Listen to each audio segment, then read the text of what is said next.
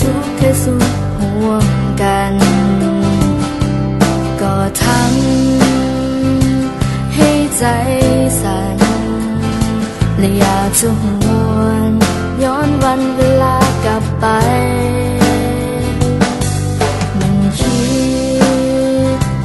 ถึงใบหน้าหอยน้ำตาหอยยิ้มที่เคยได้เห็นคิดถึงชีวิตนักเรียนมัธยมที่เคยเป็นและบอกเคยลืมว่าเฮาหากันเท่าใดห่างกันแสนไกลหัวใจยังเหมือนเก่าห่างกันเท่าใดหัวใจเฮาเหมือนเดิมห่างกันแสนนานความคิดถึงที่มีนับวันยิ่งเพิ่มเติมให้รู้ว่าเฮายังบ่ลืมกัน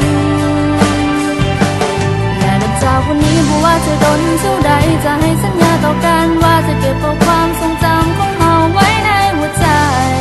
จะเก็บมันไว้และจะเป็นกำลังใจให้กันในวันต่อไปถ้าเจ้าอาจต้องเสียใจหรือเจ้าต้องมีน้ำตาคอยนึกถึงความทรงจำของเฮาในวันที่เฮาเคยอยู่เคียงข้างกันและบัดนี้คงจะเป็นแบบนั้นตลอดไป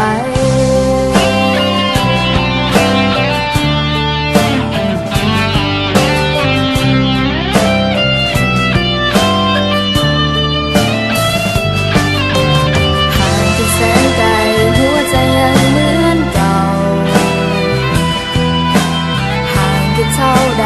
หัวใจเฮาเหมือนเดิม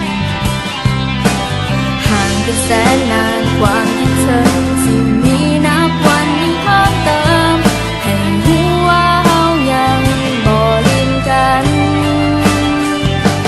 และนับจากวันนี้บ่ว่าจะโดนเท่าใดจะให้สัญญาต่อกันว่าจะเก็บเอาความทรงจำของเฮาไว้ในหัวใจ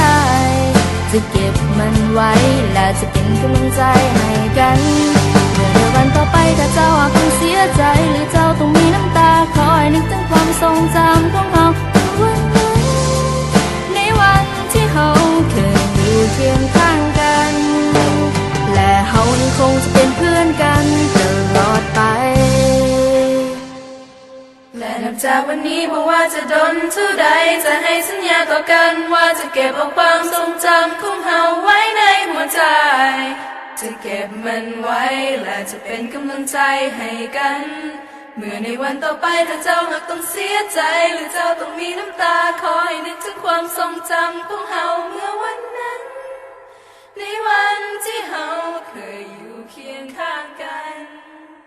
และเฮายังคงจะเป็นเพื่อนกันตลอด